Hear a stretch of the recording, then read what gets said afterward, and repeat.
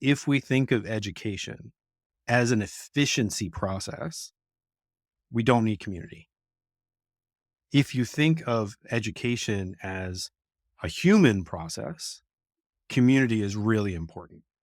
Those efficiency processes are what lead to burnout. It's what leads to that article in the Chronicle that came out this week that talks about how kids are increasingly task oriented and don't care about school and they're just getting stuff done to get it done and they're not invested in the process. That's what that efficiency leads to.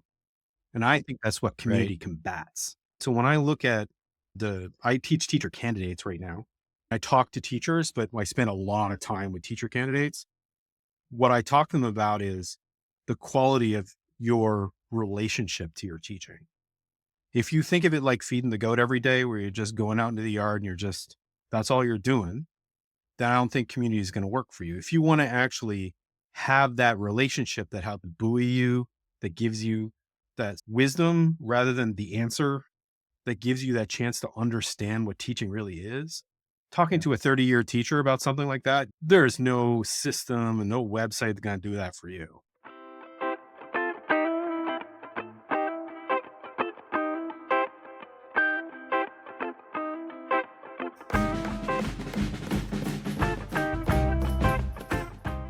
I have a handful of people in my life who, after every time I spend conversing with them, I leave going, wait, I got a lot to think about.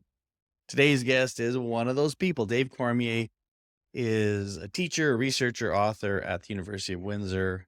And he has always made me think. Dave and I connected, as you'll find out early in the interview, through mutual podcasts that we had way back in the day. Dave and I do go back a long way, and he's one of those early pioneers in many respects of educational technology, working in both higher ed, but also in K-12. And this conversation is just full of just juice, pure juice. Just collected so many nuggets of clips and things that I'll be sharing that just, I think, highlight the depth of our conversation. So I don't know if you're familiar with Dave. Dave has a new book out called Learning in a Time of Abundance.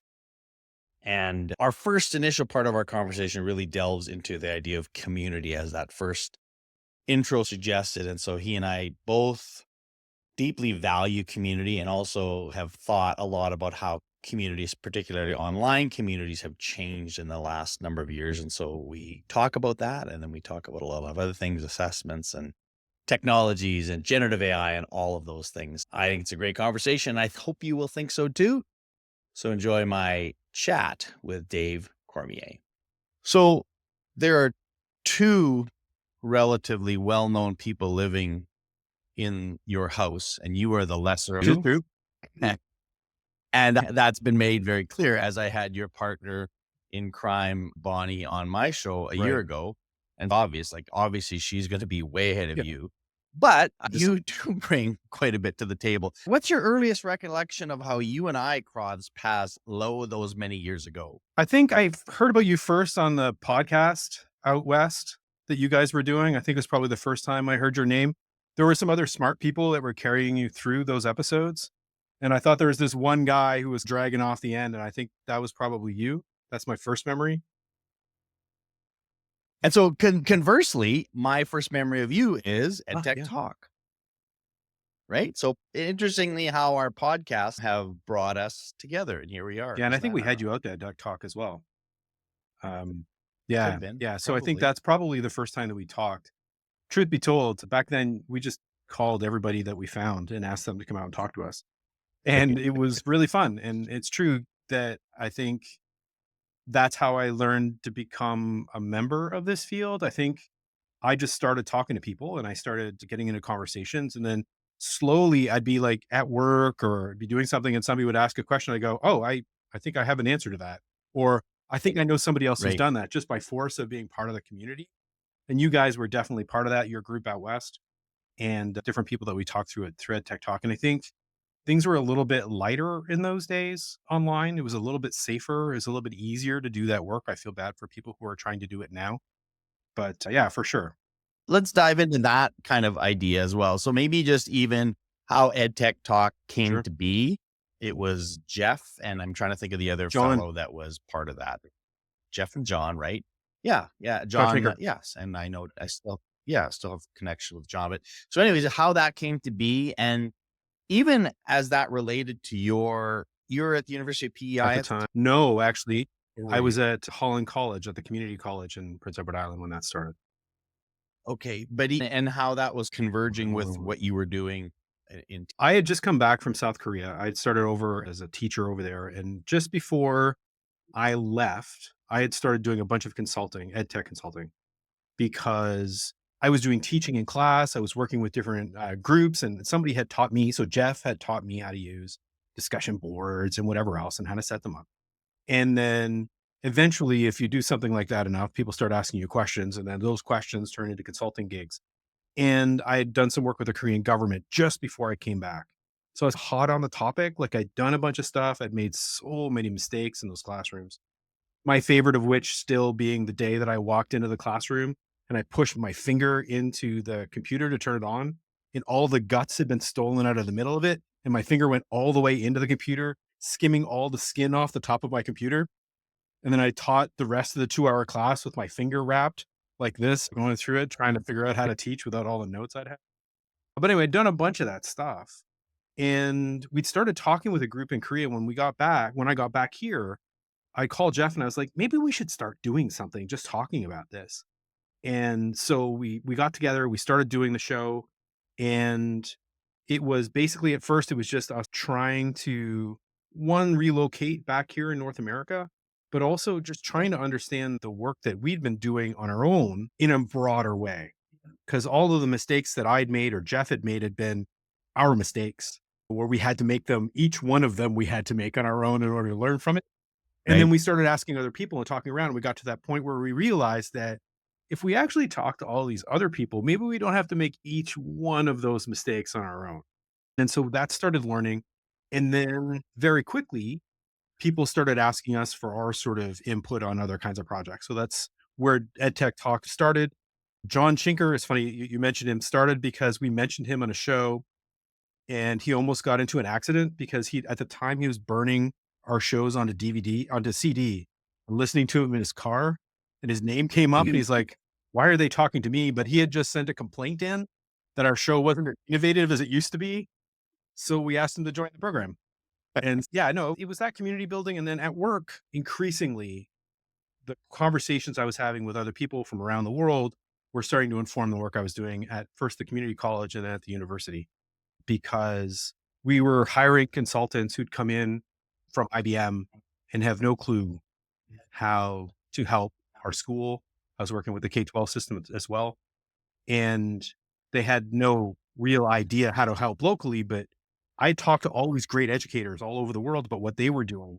And I was able to bring some of that back into the work I was doing in Prince Edward Island at the time. I yeah, and I think what's interesting because this is where I probably both share some similarities is those early days as we're fiddling with the tech, having to learn it. There are people who view us as, oh, you guys are really, you're technologists, you're really into the tech. And so we're not really into it's cool, but it's more of what does it lead to? This idea of community, which is that's the interesting part. That's the part that was like, this is fascinating that I'm talking to these people in different places and I'm learning Yeah. from them. And you famously, and I've used this quote before, is that the community is the Mhm. curriculum. That's almost a tagline of yours, which I really love. And you've been able to carry that through, but maybe I don't know, think back to and you mentioned you touched on the fact that it was a different time, it was a safer place. There was just a bunch of us trying stuff. And it was very there's just so much grace around, yeah, it's gonna screw up, it's gonna mess up. Nobody cares. That's all part of the fun. Tell us why that went wrong and how we might do things differently. Maybe just if you want to start there and move to where we are now in terms of what's been the evolution of that idea of community as curriculum and that intersection of technology and pedagogy and community and how that's evolved in the last, we'll say 15 years, 15 years. We get 20, 20. maybe I years know. probably. That's a really interesting question. Community as curriculum is actually the subtitle of the book I just released in January. So I'm still doing that work. I think the meaning of it has changed a little bit over that time. It's adapted with my sort of greater understandings and maybe with a little bit more humility as I get a little older. But for me, understanding a group of people, the first sort of professional group I was ever part of was the ed tech community. where I was actually considered a member of a professional community in my sort of life. I was a teacher, and in that sense, I was part of a community, but nobody thought, oh, that guy's an expert. I'm an expert too. Let's talk together. That was never a thing. And so I realized that we spent a lot of time talking about membership in EdTech Talk and like, how do we encourage people to come in? How do we create an open door to allow more people to join the community? And it became clear that learning how to be part of the community was what you needed to learn. Right. And then as you start to think about it, the same thing with everything. So when we teach kids definitions and we teach them whatever it is in whatever field we're doing, in a sense, we're giving them the language, the understanding, the sort of ways of knowing that they need to be part of whatever that field is. They're joining a community, whether it's chemists or mathematicians or historians. They're joining, and it turns out a subset of that community because those communities are not homogenous either. But that's what we're trying to do is introduce them into a community so that they can participate in it. And as we go forward, that was really easy in 2008 because there was not a whole lot of sort of corporate influence. There's not a lot of spam bots going around. I wasn't getting Zoom bombed in 2008, 2005 when we started. Right around, and Bonnie, the smarter person who lives in my house, wrote her whole thesis on this. So it was on how 2014, 2015 things really started to take a turn. So you have the internet becoming a part of the political landscape, Arab Spring, and all the rest of that stuff starting. And that had an impact on, obviously, those are much more important issues, but it had a huge impact on our ability to run communities because suddenly people went from those early MOOCs that we did, for instance, those are massive open online courses, but really they were about how to structure a community for a short period of time, for me at least. And around 14, 15, the stuff that I was doing then got really hot. Like people got angry, people got aggressive, people got they were a lot less, I think you said it earlier, just that sort of, it's okay, it's fine, just do whatever you're doing. It was a lot more policing, a lot more sort of inclusion, inside outside kind of stuff.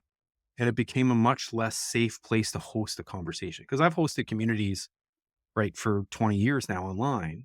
Those early communities, I don't worry about them. And now when I start a community, it's okay. So I ran a conference this summer, sort of community style conference this summer. And at the start of every session, I read out the rules of engagement. I mean, I made jokes about them. I read them out differently, but at the end of the day, all 20 sessions, I said, just remember, we're being nice to each other. We're doing this. We're doing this. These are the rules of engagement because you need it now in a way that we didn't a long time ago. So I still think it's worth it. I still think that the best thing about the internet is the fact that we can all get together and communicate and collaborate and meet people we don't know and have people who think differently than us talk about the stuff we care about and expand our understanding of things. And I think that's awesome so that we don't, like I said in 2005, so that we all don't have to all make the same mistakes. But it takes more care now and more structure, I think, than it did then, it's sad, but you can still do it. Yeah. And I thinking, so selfishly, I'm teaching a grad class this fall, and I haven't since I think 2018 or 19. So it was pre-COVID. Sure. And I think about what I did then. And even at that point, because as you mentioned, that 2014, 15 was a bit of a tipping point. Things started to change. And so was at that point, I was already pulling back from saying, hey, Twitter's a great place to connect with people. And so I was moving away from that already. And now thinking about how am I going to talk to these? They're all teachers, classroom teachers at the moment. I'm presuming I haven't met them yet, but how am I going to attack this differently? Because it used to be that I would advocate for them to figure out where your community is. And I don't even know where to find it anymore. I would say I'm just fortunate, and you and I are fortunate because we just have a history of this. So we can figure out where the people are that we need them, but it's certainly has been more fragmented in so many ways. And so there's no sort of hub where all of this happens. So I don't know what would you, or just looking for some advice here with these people in terms of what does it mean to be a member of an online community and online spaces today? I mean, the knitters still do a really great job. And they've actually been my guiding light for many years. And knitting communities work extraordinarily well. They do a lot of community. They're really helpful. They're very interactive. I think I'm not joking about that. They're legitimately very good. No, No, I I know. don't. I know but I'm just like for people listening. I'm not kidding. Knitters Yeah. are like they do a great job. I think you're right. We used to talk about the internet as a place that you could just go to.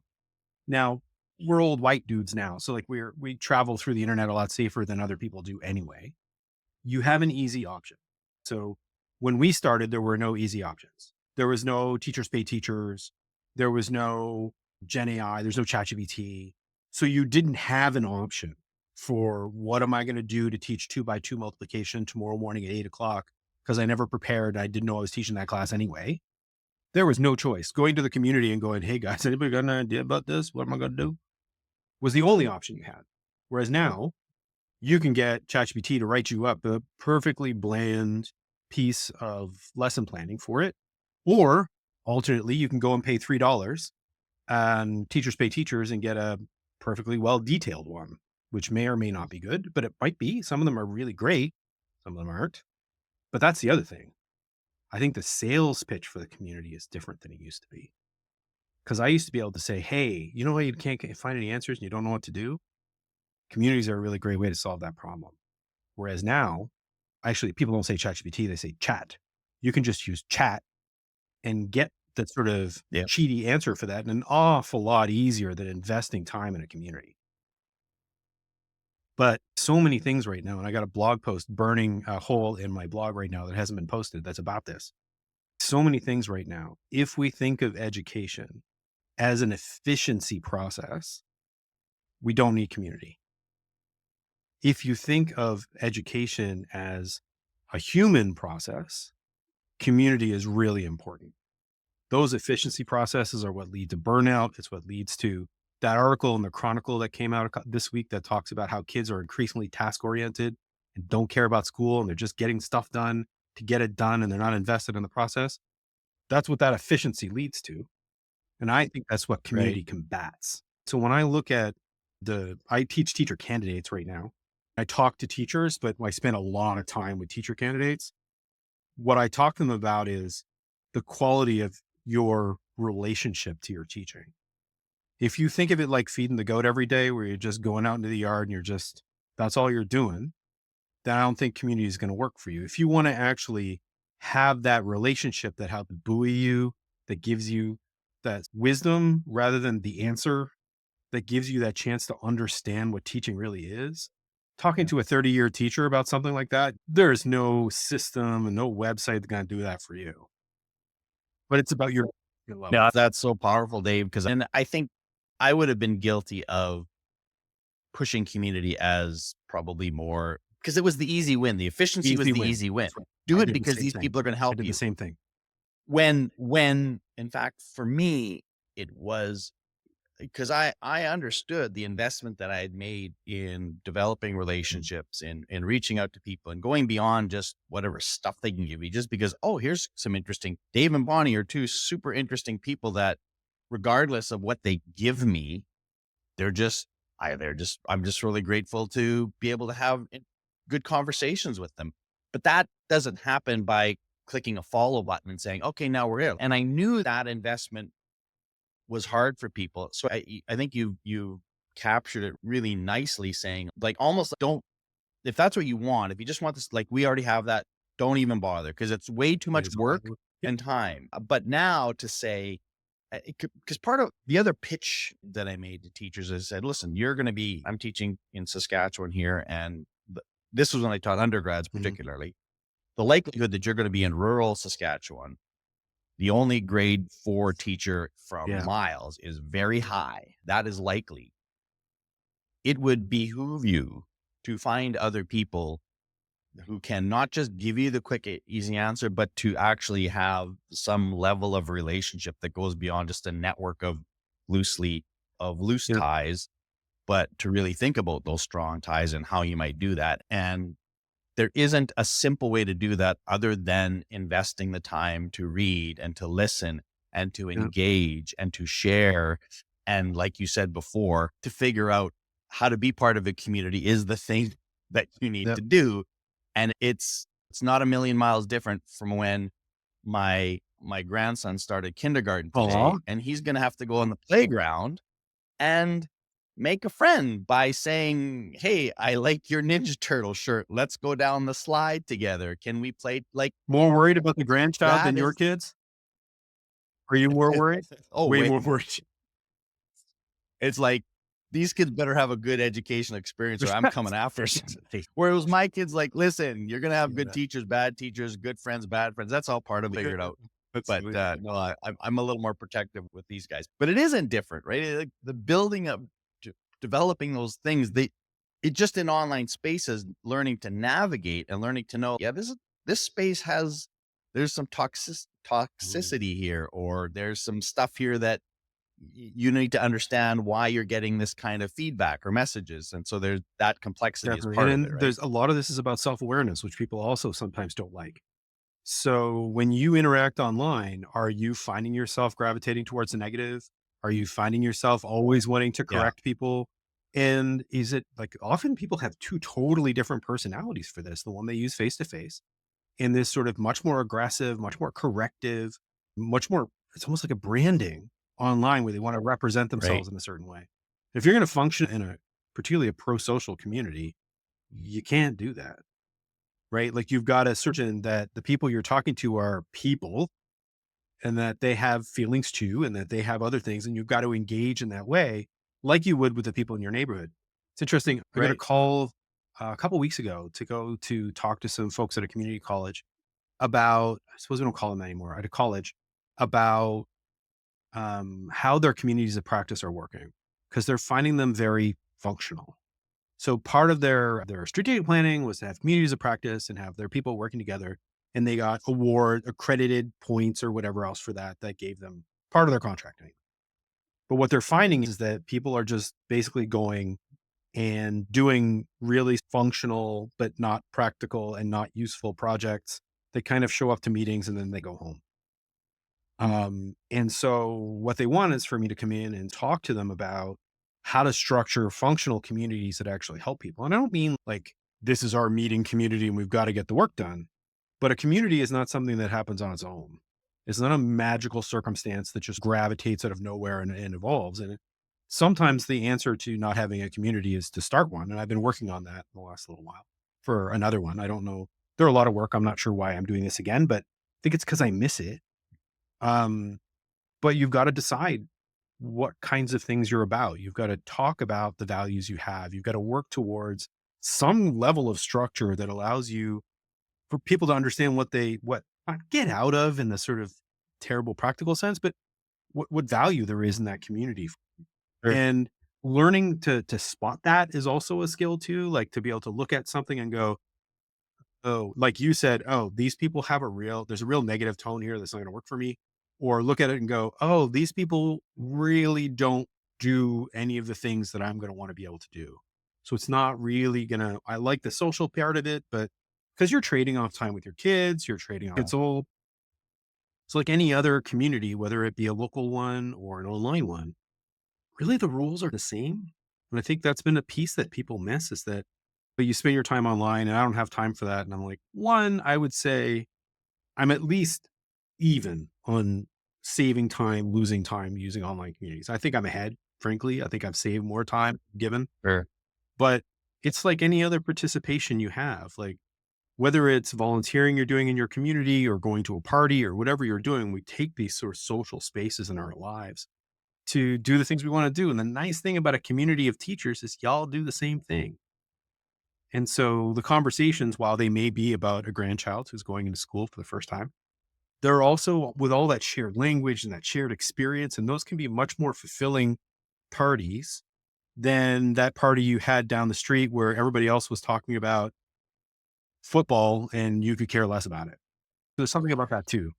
And again, I think the other thing that's more difficult for folks today is the presentation of self. Again, you and I not knowing what we didn't know what we didn't know. So we just like, okay, here's my blog. I'm just gonna write about whatever comes to my head. I don't care. I have no filter in terms of you still have a filter in in a general sense, but it wasn't like I was intentionally trying to be somebody I wasn't. So I had the luxury, and like you said, like back then, whatever, white, old, whatever, I could do what I wanted to do, and nobody really called me out on. I'm sure people did call me out, but it was like I had way more people. All that to say, if you want to know who I am and whether or not you want to engage with me, that's very easy to do because you can just I got you and I both have oodles of content online that you can find, oh, this is an interesting person, or this is a person I He never shuts want up. to stay away from. Never It's shuts there. up. You can easily make that judgment. If you're entering into this world now and you have and your online presence is minimal or extremely vetted and curated, that again, that just becomes another barrier to find out. I don't know if this is is this somebody interesting or not. So again, I think there's these new barriers that I don't know, because I can only speak from my experience, which is narrow and my own. I don't know how to, I don't know how to help tell other people how to get there, right? Like how to put yourself in a spot where you can, where people not, it's not only about you vetting other people in Yeah. spaces, is about them Yeah, vetting for you. sure. So I think we used to start a lot of the communities that I've been part of were started by events that we did, right? And that was what ShrugCon was about this summer. So we got a whole bunch of people to come out and they all came in. We all have a shared idea, but that really felt community. A lot of those people are still talking to each yeah, other since. So that's finding right. those kinds of events can be really helpful too. I have not found that face-to-face events are as good for that because we take a different self to a face-to-face event. Then when we come back, we don't tend to connect in the same way. Whereas if all the connections you made with somebody were online in the first place, Right. when the Right. conference ends, you still have all those connections. While an online conference may feel intimidating, depending on the style of conference, and you could certainly show them the difference. The right kind of online conference can be the kind of place where you can start making connections that allow you to get started. And it's because it's a condensed experience, right? It's not like I got to read this person's book or whatever. It's like in an hour, in a very targeted Right. conversation, we can get to know one another. So that's a great point. I just wanted to talk a little bit about kind of the intersection of K-12 and Mm. post-secondary. You've spent the majority of your career in post-secondary institutions supporting those in K-12. So I don't know if you have any perspective to share on how those I two really things do. converge of the state of the union at the So I moment. really do. I was in K-12 for probably a few years. I worked in the local government. So I was on the government side. I did training in the schools and stuff like that for a few years, but the vast majority of my career has been in universities. So I was in charge of new student orientation for 3 or 4 years. I did retention, I did recruitment, I did comms, like I did all kinds of stuff that involved trying to get that transition for a first year student to come in. And then when I went to government, I was doing that work from the other side in the K-12 system. We have some real problems in terms of the ways in which the technologies we have um, affect us all the way through. So we've got problems like the mandatory scholarships are a huge issue. And it's going to sound weird, but I'm getting somewhere. So when you have mandatory scholarships by the grade that you get in high school, right? So you get $3,000 if you got over 99%. What that does is it forces teachers to be much, much more able to defend the exact grade that they gave someone, right? Which sends them further and further towards rubrics and assessment approaches that are very specific so that when a parent calls them and goes, you just cost me $1,000 a year, they have a really easy defense for that argument. And I've talked to principals about this and whatever else. And I've heard enough about this that I feel like it's an issue for enough people. That issue means that we can't do effective change in the way that we talk about the relationship between technology and assessment inside of high schools because we've got that driver. Plus, you've got the constant, this is not what's going to happen to them when they get to university. We need to prepare them for the way that we teach in university. So you've got that whole piece, right? So, and then on the next side up, when we receive them in the university, the biggest complaint is all these kids want to do is they want us to tell them what to do so that they can get it done. They have no flexibility. They're not able to adapt. They're not able to be creative because that's the way we taught them when they came in, because that's the expectation that the high school teachers have of what's going to happen to them when they get to university. So we've got this tension. And obviously, I don't mean all teachers in all spaces, but generally speaking, this and I'll refer to the Chronicle article again. So if those are interested, it's in the Chronicle. It's about students being increasingly task oriented and how they care less and less about actually learning and see their schooling much more as a job increasingly all the time. It's a great article just 3 or 4 days ago. And that's the issue that I have in with my university students with the mentorship work I've done and when I prepare them for the workforce is They've got this idea that the world is full of right answers and that they just don't have them yet, as opposed to the conversation we're having, for instance, about how to get people interested in communities. There's no right answer to this. It's the more professional you become, the more expertise you have, the more you realize that it's all nuance and complexity, right? Like you're always trying to figure out how to do the thing, but they're increasingly being set up to think that there are right answers, making them less and less prepared for university. And then by extension, less and less prepared for the workforce. The technology angle here, I know it took a long time. I appreciate your patience. Gen AI totally blows this up, right? It makes it that much worse because now you can go to a computer and ask it a question. It will give you an answer. It's not really the right answer, but it will give you an answer. So it further reinforces this problem. And so we've got this increasing pattern of kids getting further and further from the reality of the real world, which is the adults are never coming with the answers, right? That's not how life is. You got to make your decisions and do your best. And that's the way you vote. And it's the way you make decisions in your job. And it's the way pretty much everything happens. But we have an entire school system set up around giving kids the right answer. And now we've got these insidious technologies that will also give them right answers. Now, technologies are fine. Like, I don't say that there are ways in which they're insidious, but I'm not that worried about them. It's just that as they hit our system, it's particularly bad because of the way that relationship between the two. This episode is brought to you by Advanced Learning Partnerships, also known as ALP. We are a professional learning consulting group that serves communities across North America. We are partners, designers, and agents for change.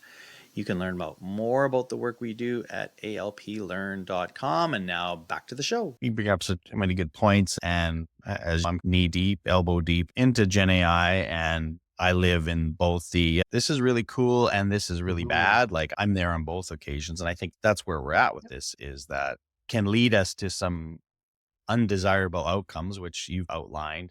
And yet those who bring the right mindset to it and bring the right understanding of everything from hallucination to what it's giving you, they're leveraging it. Just like you and I have, like you said, when you talk about the cost benefits of your time invested into networks, it's giving you more. That's because we have time in and I would say our knowledge of these systems and tools are such that we can extract more good from it than negative. And yet that's just not how we want to. We've always wanted to see technology as a solution. We really like that idea of solution-based whatever. And I remember when I was working with Discovery, somebody wanted to use that in a marketing thing. And I saw it somewhere and I said, I hate this so much. Like we're a solution provider. I think, well, provide solutions. Like that's so low level. Like that's the lowest level of learning that exists. And how do we, and I think what I found to be interesting working with educators anyways, because I haven't worked directly with students of late, is when they get excited about the dissonance, when they get excited about the fact that, oh, this is weird. What do I do with this? Yeah, that is. What do we do with this? How might we use our heads to tease out the parts that we like and call BS on things that are BS? And that's just, it's empowering, right? That's why I try to get people like, let's try to break this. Let's take this tool and try to break it so we can prove it's foolish, it doesn't work, because that makes me feel better as a human and more empowered over the tools than it's just, okay, I guess this is the way this works now. And Stephen Downes, other people always talk about, like, how do we make education something that we create for ourselves, right? Like that's the goal. Like, how do you create this for yourself? And breaking that away from that sort of task-oriented mindset is difficult, but the pace of things and the expectations of people are such, that's a hard trend to break. So I don't know. Also the research, if you're doing anything locally that it's helping with that. It's also the research that we buy into, right? So the research that we buy into, the stuff that guides a lot of our field, particularly in K-12 is, but as far as I'm concerned, mostly nonsense. But it talks about efficiency. It talks about better learning. It talks about, you look at the John Hattie visible learning stuff. When you look at those meta studies, he's talking about people getting higher grades on stuff. I don't give a Sure. I could care less. Students are giving Student achievement was always the when people started using that term, I just said, "You just mean it's all you're grades, talking right? about. You just mean tests and grades. Oh, the student achievement. Well, that's I what it don't is. care. I Achieving." don't care. What I care about is, are kids enjoying coming to school? Do they feel safe? Do they when when if you can get to the end of something you've designed and a group of 10-year-olds looks at you and goes, "Can we just finish this?" That's what I want. I want them to go, "Look, Exactly. we need a little bit more because we're not quite, we're not." And I had that. We did a project. It was a silly little project I did in class with my BEd students last year. And I had them designing pamphlets for ancient school systems. So some of them were doing the Aduba schools from Mesopotamia from 4,000 years ago. And some of them were doing medieval school and whatever else. And they had to create a flyer to try to attract people to their school based on how technologies were used in that school. So I'm trying to talk about the relationship between technology and how that affects what we need to learn.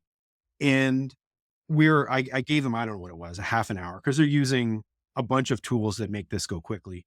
And they're all like, no, we need another 20 minutes. We've got something and we're just not there yet.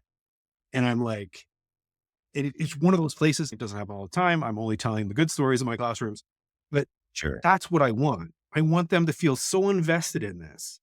I want them to feel so compelled by whatever it is they've come together, whatever they've made, that they just want to do a good job of it because they've got, in this case, jokes that they want to come through. And some of the jokes are really, but they're really invested. And then as we were trying to understand that whole course, the last day, and I'm sorry for such a long story, but the last day of class, the assignment I had for them was to read a 1977 New York Times article on how TVs were killing our schools. And it was like, oh my God, kids don't know how to talk anymore. They can't pay attention to class. They never go to sleep at night. They don't know how to make friends or walking around like on the school ground. And I'm like, oh, I wonder what this sounds like. So one of the kids is like 4 minutes into reading this and she's giving me one of these. And she's, oh, TLDR, that's too long. I can't, I understand the point.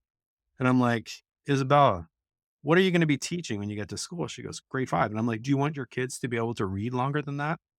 And she goes, I really do. And I'm like, can you? And then all around the class, they start telling stories about their lack of attention and whatever else. So I stopped them and then they turned to me. One of the kids, I forget which one it was, because, oh my God, that's what this class is about. That assignment you gave us like 4 months ago. It's like the technologies that we have affect how we learn, what we can learn. Does it affect how we should learn? And I'm like, but that's what I want, right? That's the classroom Yep. experience I'm looking for. And if they're not owning it, if I told them at the start of class, remember the fact that technology is impacted this organism, they're going to write it down and hand it in to me. Sure. But it's about trying to create that. No, you You gotta got to feel feel it. it. You gotta feel it in your bones somewhere along the line. Yeah. And that's the thing. I think, man, not everything is gonna No, resonate. And sure. I tell everybody, listen, there's gonna be a bunch of stuff in this course that you're gonna go, yeah, Yeah. whatever. I just want to get it done. That's how we work. That's not everything is about you can't be Sure. fully engaged. You think about all of the crisis and world issues that face us. Like we have to, as human beings, to survive, to say, here's a bunch of things that I don't know. I won't say I did necessarily don't care about, but I can't know That's right. all about them. But this is the thing I Yeah. do care about and want to know about and want to explore and being able to parse that out in our learning. I think that's the goal. So I got one more question before we just do a little bit of a quick wrap up. And that is just thinking about Mm. leadership. The show is actually called the Canadian Ed Leadership Show. It has a title, and I try to keep somewhat of a cogent theme Yeah. throughout. But thinking about you as a leader and your leadership is your experience, can you think about a time where you had a challenge, was challenging, and then kind of how you navigated that as a leader and maybe how that's shaped you, whether you were successful or not in that? I know that's a big, broad question, but I'll ask you Um, that. I can think of a lot of different certainly there have been lots of challenges over the years, but I think one of the ones that comes to mind, I'm an enthusiast. And I think people can probably see that already. I'd like, once I get involved, I'm going to have a handshake in the air and whatever. I think one of the biggest mistakes I made as a leader is I tried to make everyone like me. I tried to get everyone to care as much as I did about the same things that I care about. It's funny because it reflects the conversation we've been talking about. For me, getting people thinking of leadership the same way that I think about the classroom was the transition that I made where I was like, you have to feel it. You have to come to care about the things you care about. And my job is to try to help you get to the place you need to get to, not the place I'm trying to get you. If you think of leadership like a classroom with a rubric where everybody's 4 out of 4 looks exactly the same, that's where you're making the mistake. But trying to figure out how each individual learning contract, to keep inside the educational language, works with each individual and getting them to the place. And sometimes that involves looking at somebody and going, I think you're doing the wrong thing. I think your choice here, like when we talk about this, we've been doing this for a while now. It may be that we need to help you get to something else because the thing that you're doing is not the thing you want to be doing. And that's part of that process. But seeing every person that I'm leading as an individual and trying to do a better job of getting myself out of the way and getting to the point where I'm looking at what they can do and helping them get there was like, and I remember, I won't say the person's name, but there was one specific person. I kept trying to send him to training. I kept trying to, and at the end of the day, I looked at him, I'm like, you're just happy doing what you're doing. And there's no amount of me wanting it to be different that's going to make any difference. All I'm doing is torturing you, right? All right. That was just one that comes to mind. Nice. Oh, one more question before we get to that one. Name one person you are grateful for in education. This could be an unsung hero, whatever. Just one person that comes to mind said, really grateful for this person. And ideally somebody that might actually listen to this here, that hear them get a little bit of a shout out. Somebody who might actually be, let's see, I work with the folks in the Department of Education and PEI for 3 years. And I think she's the director now. Tammy, who worked out there, was one of those leaders who would allow me to slide into her office with a crazy idea and actually hear me out, but then take the time to explain to me why the system was more complicated than I thought it was and give me that kind of real advice that allowed me to take the things I wanted to do and see them more systematically and understand which things were about the system I was trying to change and which things were about me. So yeah, that made a huge difference in my career. And it was like maybe 5 or 6 conversations, but just that sort of Yeah. patience with somebody who was an enthusiast and trying to do their job, but who needed somebody who would just sit down and go, here are all the places where that hits. And so we end up doing some really good work together because she took some time to help Right. me out. Tammy from PEI. Good for you. Anyway. All right. Putting a bow on a couple things. What are you reading or listening to these days? More in the kind of for learning thing. I'm thinking more professionally. Anything you're reading or listening to that is catching your Yeah, attention? this is what I'm reading right now. It's The Uncertainty Effect by Michelle Lazarus. She is an educator in Australia and a lot of my stuff's about uncertainty right now. And I'm trying to understand how people are seeing it because I think of uncertainty as a good thing. And she is Yeah. talking about how doctors now are getting out of med school. And when they get into the profession, they've been trained with so many right answers that when they don't know the answer, they think they've done something wrong, as opposed to people are super complex and that's what medicine's like. And so they're changing the way that they're looking at medical education. The reason why this is relevant to me is that for 20 years, every time I say we need a little bit more uncertainty inside the classroom, people go, you don't want your doctor to be taught that way. And they're teaching doctors that way. So I find it's really interesting. The work they're doing is really compelling too. They're giving doctors cases that don't have answers so that they can learn how to deal with those situations and still make decisions. That's that's the interesting part of the work is when I don't know. If I know how to do it, then I just do it and it's done. But when I don't know how to do it, that's okay. And again, I get it. It takes a certain mindset, but that sounds like an interesting kind of approach to a profession that's really, we have the lecture in education is like most of the things we deal with are not life It's and death. No one's going to right. die if we make a certain decision, pedagogical decision.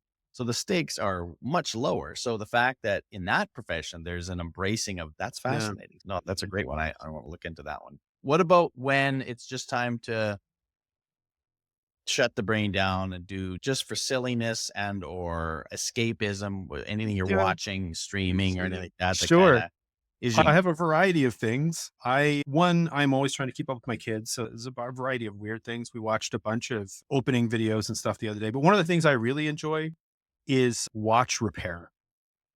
And it's, if you ever want to just turn your brain off and allow the soothing process of structured sort of thing, watch repair videos are fantastic. They're like 55 minutes long, and they'll take apart oh my these ancient watches that have been left in the seawater or whatever else, and then they painstakingly repair them so that they work again. So if I really need to turn my brain off, I'll go and find one of the wristwatch revival is the name of the podcast, the video. So that's one. I've taken to watching a lot of, there's a couple of specific YouTubers, but they review rock videos, rock musicians from the perspective of opera singers. And it's been fascinating because these are songs I've heard 1,000 times, but to hear them from the perspective of somebody who's like a serious musician, and it's almost like hearing the songs again for the first time. So I was watching one today really? that she did a 7x7 second breakdown of Wish You Were Here, which I've heard a million times. I've sung it on guitar. I've sung it around campfires. And there were like 20 things in it I'd never heard before. So I'm finding that a really interesting breakdown. Yeah, there's some weird ones. Those are cool. Yeah. I could relate to the watch repair video, not a 55-minute, but I was looking at like my TikTok algorithms that point to cutting lawns and landscaping. Like they go in these just Yeah, wretched, I know the ones you mean. horrible, like Yeah. unkept places, and then they just clean them up in a 3-minute video. That's very Uh-huh. satisfying. And or dirty Yep. cars, like they just they clean a Yep. car. So I can relate to that. 55 minutes seems like that's a big investment. So now I'm thinking like that's got to be something in there for people to want to watch of that long. He's So a really good podcaster, and he explains how everything works. I'll probably only ever watch 5 or 6 of them ever, but one of the things that's amazing about the right, world that we live in is that I can find out how like a master craftsman does craftsperson does their job right. by just watching for a little while and getting that sort of window on what it is for them to be who they are. And it's such a privilege to me to be able to Yeah. get a window Well, into these and people's lives. but it also like taking those deep dives, whether it's into the opera perspective on rock music or watches, is it just increases your appreciation of Totally. of Yeah, that craft, right? absolutely. This is way more. But it's like people that go to an art gallery that actually know art when they're looking at a picture that I Yeah. just go, that's pretty Wow, cool. yellow. That's about as much as I can speak to it. Whereas somebody standing in front of that thing for minutes understanding. No, no, no, you don't understand here what's going on here. Yeah, I'm I all just in feel on that. it's such a So yeah, you and I had the pleasure a couple months ago of having a drink in yeah. Windsor. If I were to come to Windsor again, which I hope to Mhm. do, give me a lesser known place. Like so, not the first thing that when I go to Windsor tourism. What's a lesser known place in Windsor that yeah you should probably check this out. This is actually pretty cool. So give me a little tourist tip. Do you got a phase that you're in? Are you active? Are you looking for like cultural stuff? Whatever. What never mind me specifically. Just think if you're saying just generally like people ought to know about this, check this place Mm. out. I'll give you 2, both distinctly different. One of them is there's this great little farm out in the county that serves espresso. And they have their farm, and in the middle of it, it's called 14th Concession Coffee. It's on 14th Concession, which is a little tiny road stuck out in the county somewhere. And it is the nicest little sort of drop-in spot for an espresso in an afternoon. It's right on the bike paths on the way out there, so it's a fantastic place to go. On the flip side, we've got a lot of the rum running that went from the States to Canada actually came through Windsor. So we've got some really interesting sort of community walks that happen downtown that give you a look into some of the tunnels and like the sort of crazy sort of history of the local area because it was pretty wild here at one time. So that would be something I would try doing downtown if I was actually if I was in for a little bit. Very cool. Both those things are places I would check out next time. Dave, thank you so much for your Always a time. pleasure. I kid you, but I truly enjoy this conversation, and I look forward to. I got to get your book, so I got to do that, and then kind Here, of keeping you can in have it. touch. Show me the cover. Back out a bit. There. Yeah. Learning in a Time of Abundance. Yes. You should get a copy of my book. I should have given you one when you're here. Never even thought about it. You should have, I but know. you didn't. Person. Maybe I'll have to come There back you to go. that one. Anyway, Take care, buddy. thanks, Dave.